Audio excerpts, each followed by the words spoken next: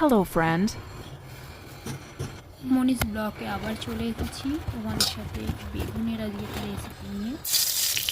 তো অনেক সময় তো বেগুন ভাজা খাই, বেগুন পোড়াও খাই যেহেতু শীতকাল।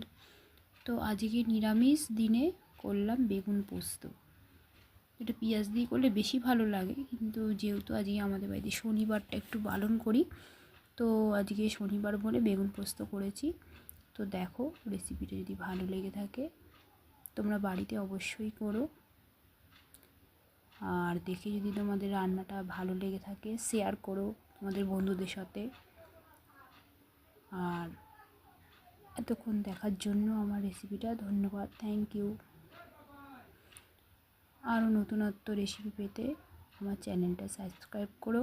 থ্যাংক ইউ বন্ধুরা।